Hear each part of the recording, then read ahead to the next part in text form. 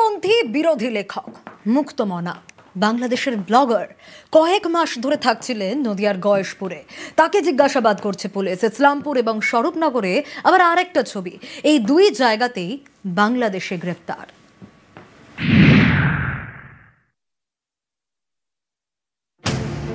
মুফতি আব্দুল্লাহ আল মাসুদ বাংলাদেশের ব্লগার, মুক্তমনা এবং কট্টরপন্থী বিরোধী লেখালেখির জন্য পরিচিত। পুলিশের দাবি কয়েক মাস ধরে তিনি থাকছেন নদিয়ায়, কিন্তু কেন তা জানতে বুধবার থেকে জিজ্ঞাসাবাদে গয়েশপুর ফাঁড়ির পুলিশ। গয়েশপুরের একটি বাড়িতে প্রায় 7 মাস ধরে ভাড়া রয়েছেন। সম্প্রতি কয়েকজনের আসা যাওয়া দেখে প্রতিবেশীরা থানায় জানান। এরপরেই ফাঁড়িতে ডেকে জিজ্ঞাসাবাদ করা হয় বাংলাদেশি ব্লগারকে। আমরা এমনি খারাপ কিছু দেখিনি, বাস্তব কথা, এটা মিথ্যা কথা বললাম। মানে পরিবার থাকতো তার সাথে, পরিবার, বউ আসতো মাঝে মাঝে, ছেলে মেয়েও আসতো, আবার চলে যেত, যার জন্য কেউ কেউ এটা অবজেকশন করেছে। মুফতি আব্দুল্লাহ আল মাসুদ মুক্তমনা ব্লগার, কট্টরপন্থী বিরোধী লেখালেখির জন্য পরিচিতি, বইও লিখেছেন। তার মুক্তমনা লেখালেখির প্রশংসা করেছেন লেখক তসলিমা নাসরিন। বাংলাদেশের বাসিন্দা 55 পাল কয়েক বছর আগে ভারতে ঢুকে রূপায়ণ পাল নামে নথিপত্র তৈরি করেন, তাও আবার এক আত্মীয়কে বাবা সাজিয়ে। এই অভিযোগে বৃহস্পতিবার তাকে গ্রেপ্তার করে ইসলামপুর থানার পুলিশ। উত্তর দিনাজপুরের ইসলামপুর এখানকার রাজু ভিটায় বাংলাদেশি 55 পালের আত্মীয়র বাড়ি। কয়েক বছর ধরে সেখানেই থাকছেন 55, মাঝে মাঝে দিল্লিতে কাজে যান। পুলিশের দাবি এই আত্মীয়কে বাবা সাজিয়েছেন 55, তারপরে তৈরি করেছেন আধার কার্ড এবং ভারতীয় পাসপোর্ট। রাজু ভিটা নামক জায়গা থেকে অ্যারেস্ট করা হয়েছে। তিনি বাংলাদেশি নাগরিক, তো তার কাছে ভারতের কোনো বৈধ কাগজপত্র চাওয়া হলে সে কোনো কাগজপত্র দেখাতে পারে না, যে কারণে তাকে অ্যারেস্ট করা হয়েছে। তো তাকে পিসিপিআর করা হয়েছিল, লার্নেট করে 3 days পিসিপিআর অ্যালাউ করেছে।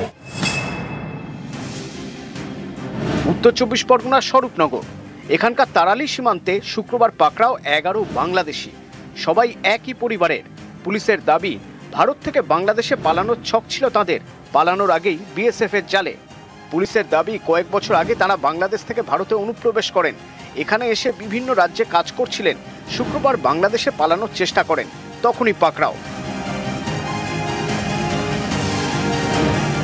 নিউজ 18 বাংলা। আর এবার নজর রাখবো 4 অক্টোবরের দুর্যোগের ক্ষত এখনো পর্যন্ত সারেনি। বিধ্বস্ত উত্তরবঙ্গে আবারও দুর্যোগ। ভুটান পাহাড়ে ভারী বৃষ্টি, উত্তরবঙ্গেও রাতভর টানা বৃষ্টি। ফুসছে একের পর এক নদী, রাস্তায় ধস, চাষের জমিতে জল। আবারও দুর্যোগে দুর্ভোগ।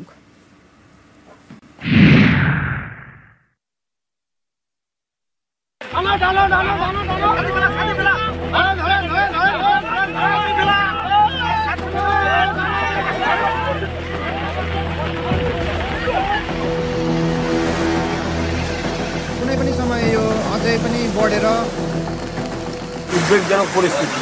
বৃষ্টি তো শুধু বাড়ছে, রিসেন্ট একটা বন্যা গেল, তাতে আমাদের একটা আতঙ্কের পরিস্থিতি আছে, কি হবে বুঝতে পারছি না।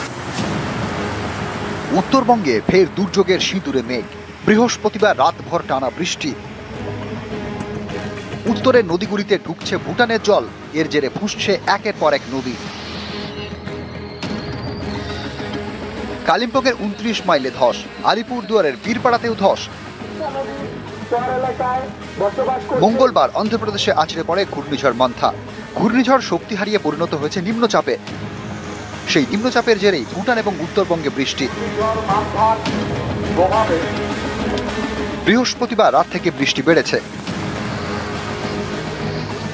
4 অক্টোবরের দুর্যোগে সবচেয়ে বেশি ক্ষতি হয়েছিল দার্জিলিংয়ে। কার্শিয়াংয়ে দুধিয়ায় ভেঙে পড়ে বালাসন নদীর লোহার ব্রিজ। পাশেই বিকল্প সেতু তৈরি করেছে প্রশাসন। এর মাঝেই ফের দুর্যোগ।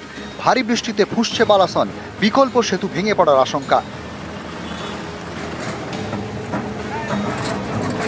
দার্জিলিংয়ের মিরিক, এখানে রয়েছে তাবাকশি, পর্যটনের হটস্পট। 4 অক্টোবরের দুর্যোগে রাংভাংয়ের জলে তছনছ হয়ে যায় তাবাকশি।